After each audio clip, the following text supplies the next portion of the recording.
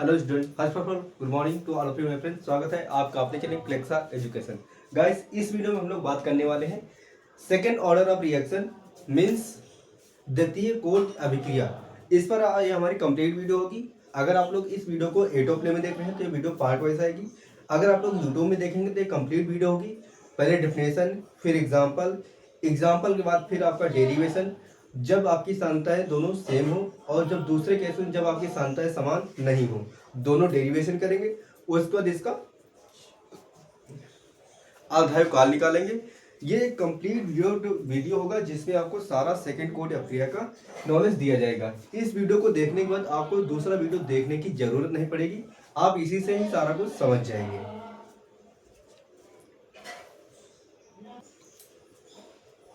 हम लोग क्या पढ़ने वाले हैं?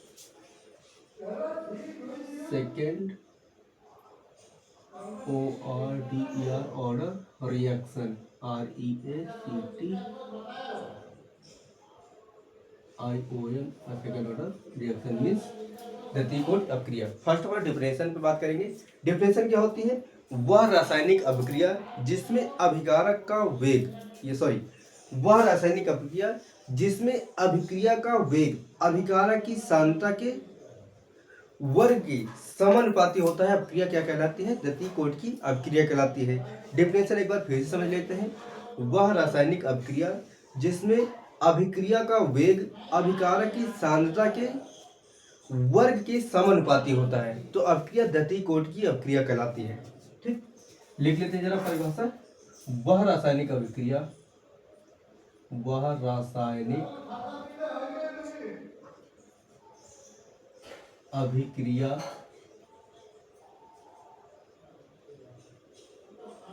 जिसमें अभिक्रिया का वेग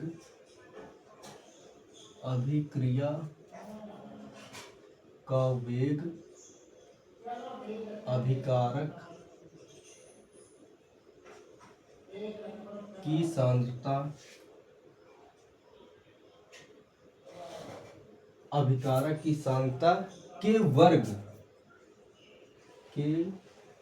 वर्ग के समानुपाती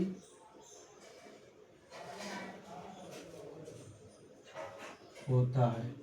ठीक, अभिक्रिया सेकेंड कोट की अभिक्रिया कहलाती है। ये तो हो गया परिभाषा। अब इसको परिभाषित कैसे करेंगे, मीन्स इसको हम लोग किसी फार्मूले से कैसे समझेंगे।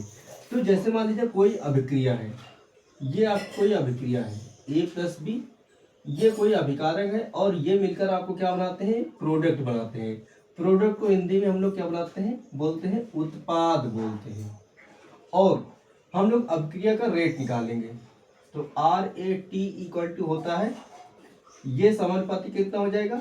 जो आपके अभिकारक हैं, इनकी जो सांद्रताएं होंगी और इनमें जो सांद्रताएं होंगी, अगर इसका एक मान ले, इसका आपको पता है, तो इसका जो रेट निकल के आएगा, रेट प्रोपोर्शनल टू इधर हो जाएगा A और B को। अगर मान लीजिए सबकी एक ही सांद्रता है तो A लिखेंगे, और यहाँ पर जो इनकी घातें हो जाएंगी वो जुड़ जाएंगी, तो इसकी जो घात हो जाएगी 2 हो जाएगी।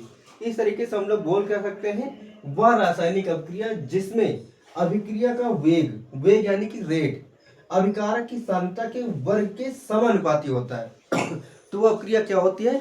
सेकेंड कोट की अभिक्रिया कहलाती है। अब जरा हम लोग एग्जाम्पल बात कर लेते हैं।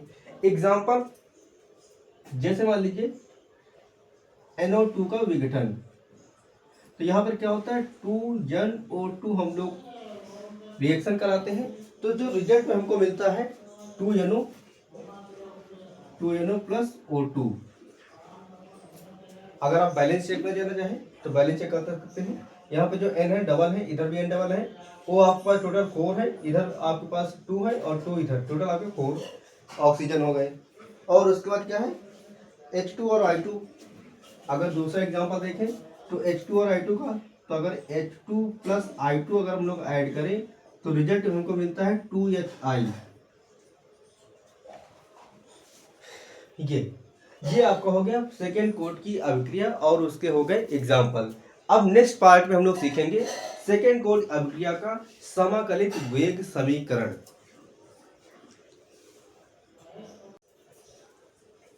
तो गाइस इस पार्ट में हम लोग सीखने वाले हैं सेकेंड कोट अभिक्रिया के लिए समाकलित वेग समीकरण। तो इसके दो केस बनते हैं। एक केस में जब आप लोग दोनों ही प्रोडक्ट के दोनों ही जो आपके रिएक्टेंट होते हैं उनका जो सांद्रता होती है कंसिस्टेंसी वो जो सेम होती है तब होता है। दूसरा पार्ट बनता है जब दोनों की कंसिस्टेंसी सेम नहीं होती है। तो हम लोग दोनों ही केस सीखने वाले हैं। पहला इसमें पार्ट होता है जब दोनों अभिकारकों के सांद्रता समान हो। ये फर्स्ट हमारा केस है। और दूसरा क्या होता है जब हमारी सांद्रताएं समान नहीं हो। ठीक, तो हम लोग चलते हैं, शुरू करते हैं अपना डेरिवेशन। तो हम लोग लिखेंगे माना कोई अभिक्रिया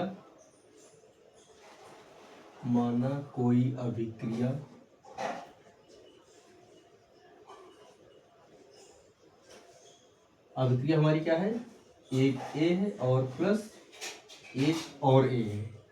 तो ये जब हम लोग क्रिया करते हैं तो ये क्या बनाते हैं, उत्पाद बनाते हैं।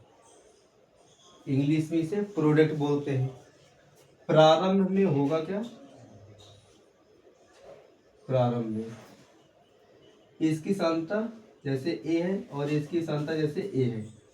तो प्रारंभ में जब आपका टाइम होगा 0, t बराबर 0, तो आपको उत्पाद के नाम पे कुछ नहीं मिलेगा। ठीक, उत्पाद यहाँ मिलेगा लेकिन कुछ नहीं मिलेगा, क्योंकि आपने कोई चीज तुरंत की और तुरंत में आपको रिजल्ट नहीं मिलता है। ठीक, ये आप लोग को याद रखना है। फिर दूसरी बार t समय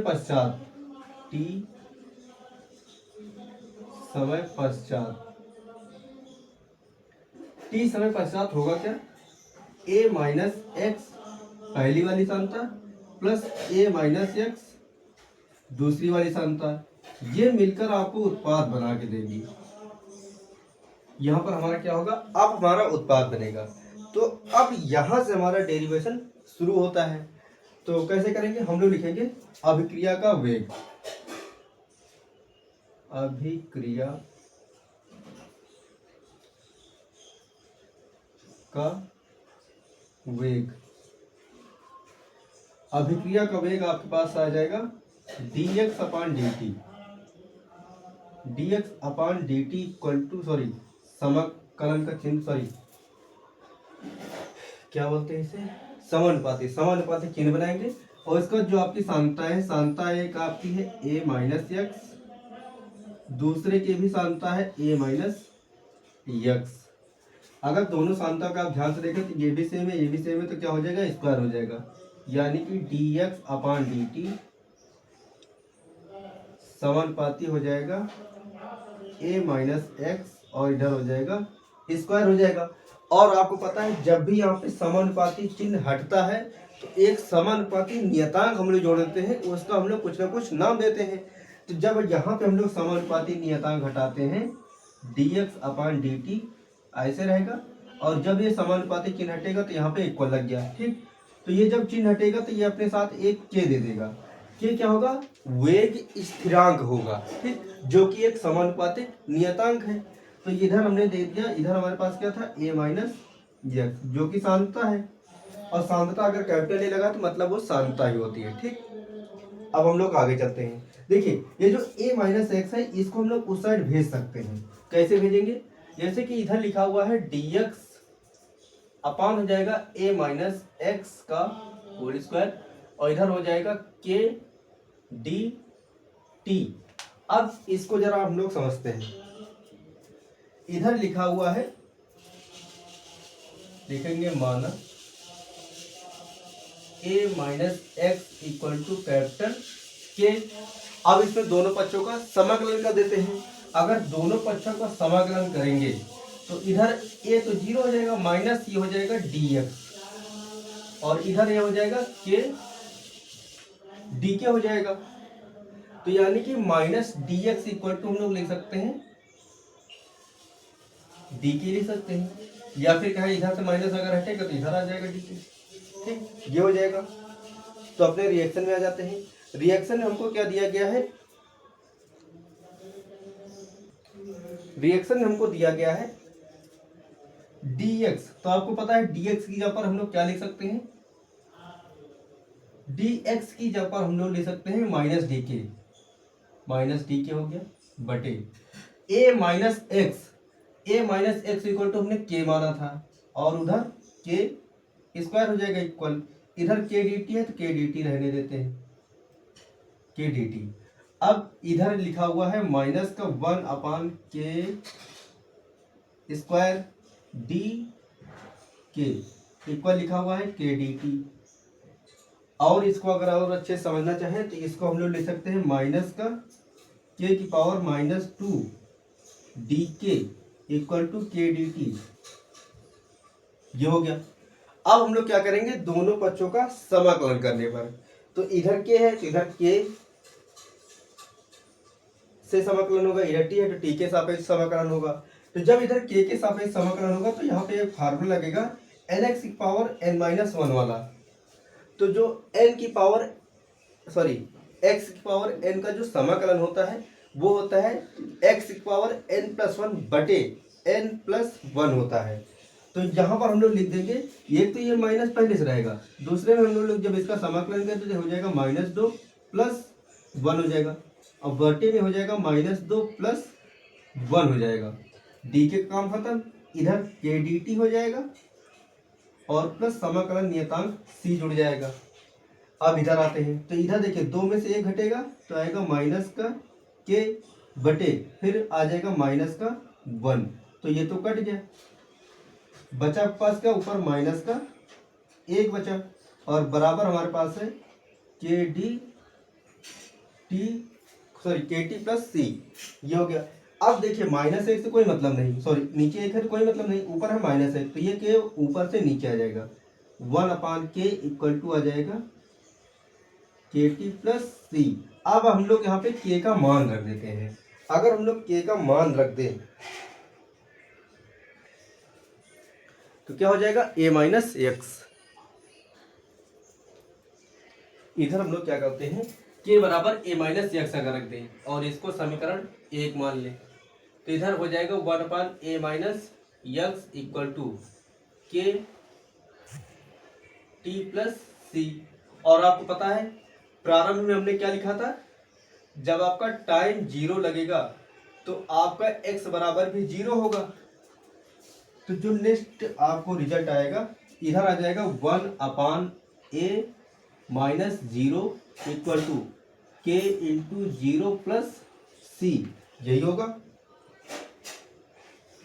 तो यहां से c बराबर आ जाएगा आपके पास 1/a, ये आपने c की वैल्यू निकाली। अब सेम इस c की वैल्यू समीकरण 1 पर रख देते हैं, लिखेंगे c का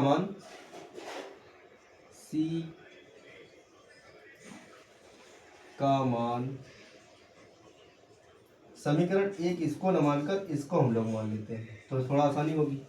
c का मान समीकरण 1 में रखने पर चलिए रखते हैं, तो उधर हमारे पास है 1/a-x बराबर हो जाएगा k t प्लस 1/a। अब 1/a इधर प्लस में, उधर जाके माइनस में हो जाएगा, तो इधर हो जाएगा के टी, तो देखिए के टी अपनी जगह पे है बराबर, इधर हमारे पास 1/a-x पहले से था, ये वाला उधर चला गया तो ये 1/a हो गया। और उसके बाद क्या होगा, उसके बाद हो सकता है ये जो t है t भी इधर आ जाएगा, तो इधर हमारे पास हो जाएगा k इक्वल टू 1/t और अंदर हो जाएगा ये इसके साथ गुणा हो जाएगा, ये इसके साथ, तो उधर आ जाएगा a minus plus x upon a bracket में a-x हो जाएगा, तो ऊपर a से कट जाएगा, तो बचेगा k बराबर हमारे पास x अपान t ब्रैकेट में a x अपान टी और यहाँ पे हो जाएगा a ब्रैकेट में a-x हो जाएगा, और यही हो जाएगा आपके लिए सेकेंड कोट अभिक्रिया का समाकलित वेग समीकरण। हेलो गाइस, इस पार्ट में हम लोग बात करने वाले हैं द्वितीय कोटि अभिक्रिया के लिए जो समाकलित वेग समीकरण हम लोग तैयार कर रहे हैं। इस पार्ट में क्या होगा, जब आपकी जो अभिकारक होंगे उनकी सांद्रताएं समान न हो, सेकेंड पार्ट है जब अभिकारक की सांद्रता समान न हो, ठीक, तब आपको ये वाला डेरिवेशन करना है। दो क्वेश्चन बनते हैं, एक बनता है जब आपकी सांद्रता समान हो, दूसरा जब आपकी सांद्रता समान न हो या भिन्न हो, ठीक, तब आप लोग इसको करेंगे। तो हम लोग लिखेंगे माना कोई आपकी अभिक्रिया है जिसमें दो रिएक्टेंट लगे हैं और ये मिलकर क्या बना के आपको देंगे प्रोडक्ट, जिसे हिंदी में हम लोग उत्पाद बोलेंगे। प्रारंभ में होगा क्या, प्रारंभ में जब आपको टाइम 0 दिया जाएगा तो उस वक्त आपकी जो सांद्रता होगी 0 चेंजेस आएंगे, यानी कि अगर ए की सांद्रता ए और बी की सांद्रता बी है तो रिजल्ट में आपको 0 ही मिलना है, यहाँ पर कुछ आपको नहीं मिलेगा, ठीक। लेकिन आपने टी समय पश्चात प्रयास लिया, यानी कि टी समय आपने इंतजार किया, पश्चात लिखेंगे, टी समय आपने इंतजार किया तो आपको अब रिजल्ट मिलेगा। तो a माइनस एक्स हो जाएगा और इधर हो जाएगा प्लस b माइनस एक्स, इससे आपको इधर आपको प्रोडक्ट मिलेगा जिसे आप लोग उत्पाद बोलते हैं। ये हो गया हमारा शुरुआत। और अब हमको क्या निकालना है, अभिक्रिया का वेग। तो हम लोग लिखेंगे अभिक्रिया का वेग। तो आपको पता है अभिक्रिया का वेग कैसे लिखते हैं हम लोग, dx अपान dt से हम लोग लिखते हैं अभिक्रिया का वेग, और ये किसके समानुपाती हो जाएगा, अभिकारक की सांद्रता के समानुपाती होता है। तो अभिकारक की सांद्रता कौन कौन सी है, पहली है a माइनस एक्स, दूसरी है b माइनस एक्स, और आपको पता है सेकंड पार्ट हम लोग क्या करते हैं, ये समानुपाती चिन्ह हटाएंगे। जब समानुपाती चिन्ह हटाएंगे तो एक नियतांक इसमें जोड़ेंगे, तो जो नियतांक जोड़ेंगे उसका कुछ ना कुछ नाम हम लोग देते हैं। तो उसको हम लोग यहाँ पे क्या नाम देते हैं, dx अपान dt, यहाँ पर k जोड़ेंगे और इसे हम लोग वेग स्थिरांक बोलेंगे, और इधर हो जाएगा a माइनस एक्स, इधर हो जाएगा b माइनस एक्स, ये हो गया।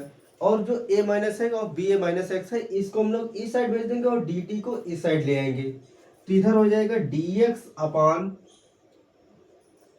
a माइनस एक्स और b minus x equal to हो जाएगा k d t। अब देखिए यहाँ पर इन दोनों पार्ट का हमें समाकलन करना है, लेकिन अब प्रॉब्लम हमारे पास है कि ये वाले समाकलन तो हमने सीखे ही नहीं, तो इसके लिए हम लोग कुछ ट्रिक यूज करते हैं, उससे हम लोग इसका आसानी से समाकलन निकाल पाएंगे। तो सबसे पहले इसका समाकलन समझ लेते हैं। हम लोग लिखेंगे दोनों पक्षों का समाकलन करने पर, तो जो दोनों पक्षों का समाकलन होगा वो ऐसे साइन लग जाएगा, तो इसका केवल हम लोग समाकलन अलग से करके दे देते हैं। उसका जो समाकलन हम लोग करेंगे, या फिर यहाँ पे ऐसे चाहे तो आप लोग चाहे तो ऐसे लिख सकते हैं, इधर इंटीग्रेशन dx अपान a माइनस एक्स और इधर हो जाएगा b माइनस एक्स। जब इधर समाकलन हो जाएगा इधर हो जाएगा kt प्लस c, और ये समीकरण नंबर 1 बन जाएगा। अब चलिए पार्शियल समाकलन हम लोग निकालते हैं। तो इधर हमको दिया गया था dx अपान a माइनस एक्स और इसको कर देंगे b माइनस एक्स। तो जो इसको हम लोग लिख सकते हैं, इसको समाकलन हमको करना है, तो इसको हम लोग कुछ इस प्रकार तोड़ सकते हैं, 1 अपान b माइनस a ये लिखेंगे, और इसको लिख सकते हैं 1 अपान a minus x minus 1 upon b minus x dx, और इसका हमें समाकलन करना था। इसको हम लोग कुछ इस प्रकार लिखेंगे, और जब आप लोग इसको सॉल्व करेंगे तो जो आपको रिजल्ट में आपको सेम चीज ऊपर वाली ही मिल जाएगी, 1 अपान b minus A times 1 upon a minus x minus 1 upon b minus x. इसको जब आप सॉल्व करेंगे तो आपको यही चीज वापस मिल जाएगी। तो इसका तो समाकलन करना आसान है, कैसे करेंगे हम लोग? पार्शियल समाकलन लगाएंगे, पार्शियल इंटीग्रल कैसे करेंगे? ये तो कॉमन पार्ट है, यानी कि समाकलन सॉरी नियतांक है, इसको हम लोग बाहर कर देते हैं कांस्टेंट वैल्यू। अब हमारे पास समाकलन चिन्ह लेंगे, 1/a-x रहेगा, इसका समाकलन अलग कर लेंगे, फिर माइनस लगा, माइनस लगाया, फिर से समाकलन चिन्ह 1/b-x और इधर dx। अब हम लोग आसानी से समाकलन कर पाएंगे। तो ये एक कैसे पूरा बाहर कर दीजिए। चलिए इधर हो जाएगा b-a, अंदर आ जाएंगे। तो जब 1/x का समाकलन होता है तो ये होता है log x, तो log a-x हो जाएगा। और उसके बाद -x का फिर से समाकलन होगा। तो जब -x का समाकलन होगा वो केवल x आपको मिलेगा, वो भी सॉरी माइनस का 1 मिलेगा। तो -1 इधर न लिख के हम लोग इधर माइनस लगा देते हैं, ये हो गया। फिर ये वाला माइनस लगा तो ये माइनस हमने लगा दिया। और फिर से जब यहाँ पे समाकलन करेंगे तो यहाँ पर आप देख सकते हैं 1/x फिर से भी बन रहा।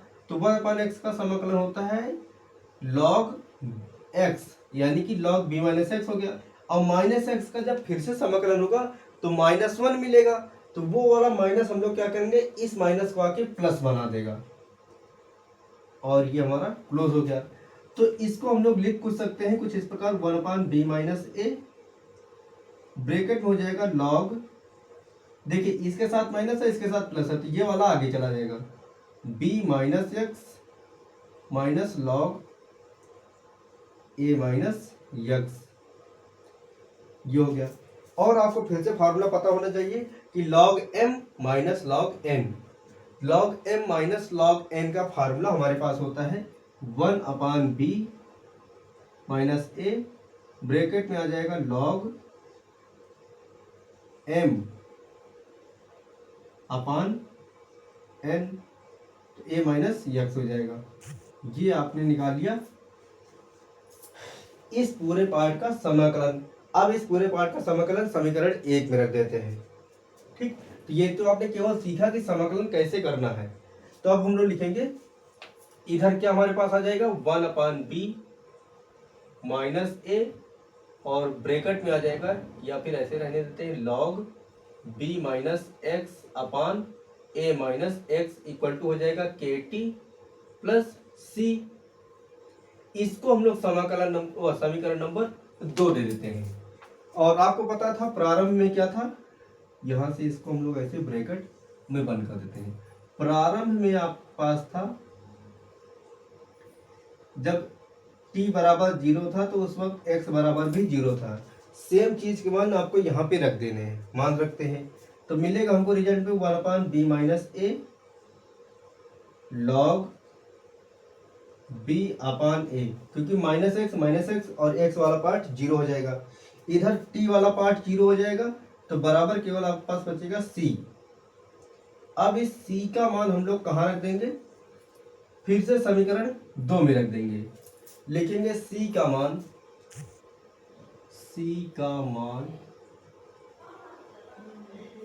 समीकरण 2 में रखने पर, समीकरण 2 क्या है 1/b-a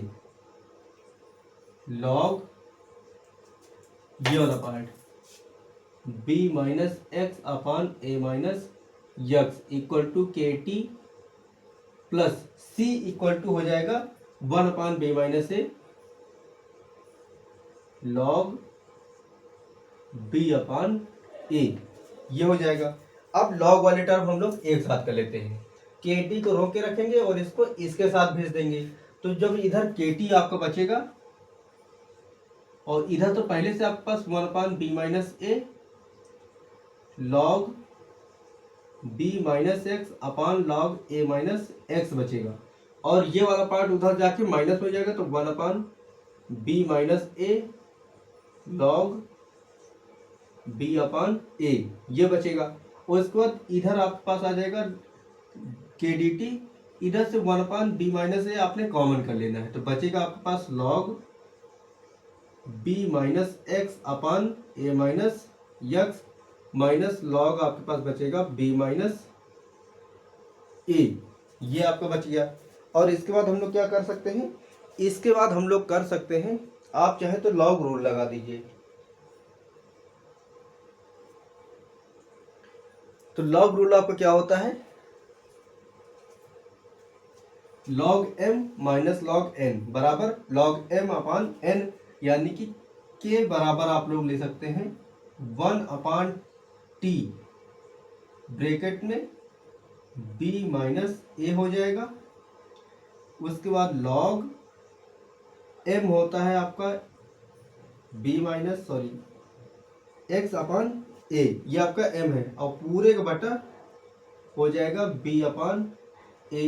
अब इसको व्यवस्थित भाषा में ले लेते हैं, तो k बराबर हो जाएगा 1/t, तो पहले से था, इधर b माइनस ए भी पहले से था, इधर आपके पास लॉग भी था, बस आपके पास जो नीचे a है ये ऊपर चला जाएगा, नीचे वाला b इधर आ जाएगा, तो इधर हो जाएगा a अपान b, अंदर ब्रैकेट में b माइनस एक्स, और इधर हो जाएगा a माइनस यक्स। ये हो जाएगा सेकेंड कोटि अभिक्रिया का समाकलित वेग समीकरण, जब आपकी सांद्रता क्या हो, समान नहीं हो। तो ये आपका हो गया सेकेंड पार्ट। अगर इसमें भी कोई कंफ्यूजन है तो आप कमेंट के माध्यम से पूछ सकते हैं। और हाँ, इस पे हमने हमेशा आपको बताया है कि यहाँ पर हमेशा ही लॉग बेस ई होता है, तो जब बेस ई हम लोग हटाते हैं तो आपको पता है के बराबर हो जाता है 2.303 बटे आपके पास टी है, इधर b माइनस ए है, लॉग बेस 10 अब चढ़ जाएगा, और इधर कुछ नहीं चेंज होगा, इधर a times b minus x और नीचे b times a minus x. ये भी आपका समाकलित वेग समीकरण है।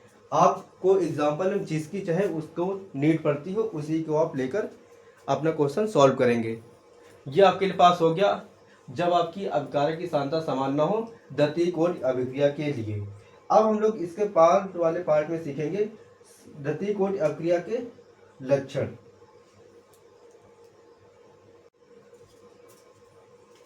तो गाइस, इस पार्ट में हम लोग बात करने वाले हैं द्वितीय कोटि अभिक्रिया के लक्षण के ऊपर।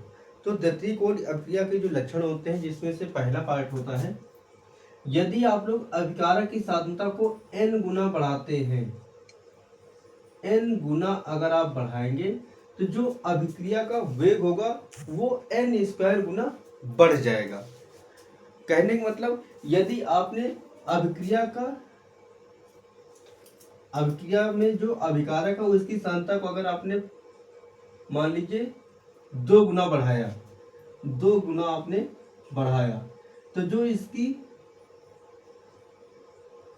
अभिक्रिया का वेग होगा वो कितने 2 की पावर 2 यानी कि 4 गुना बढ़ जाएगी।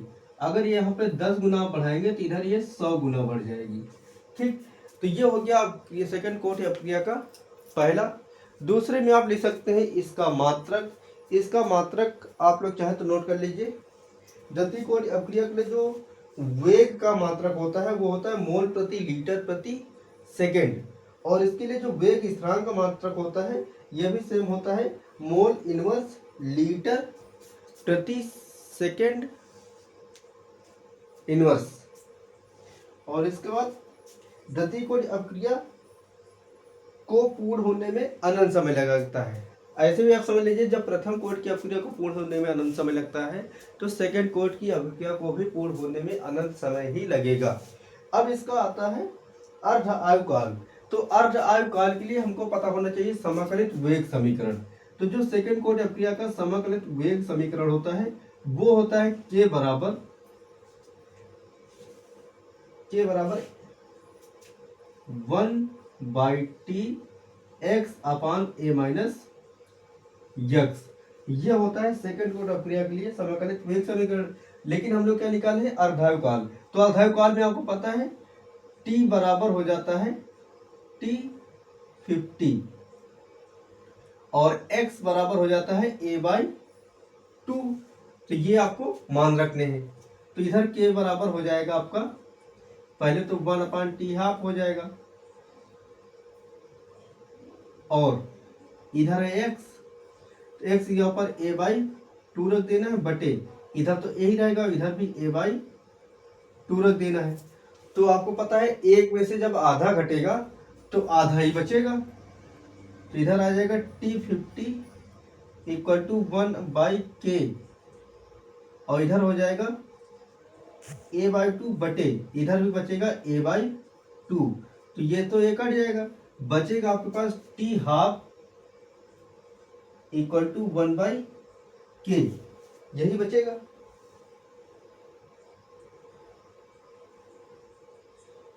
एक मिनट गाइस, और यहाँ पर a भी तो होता है, ये वाला ये रह गया था।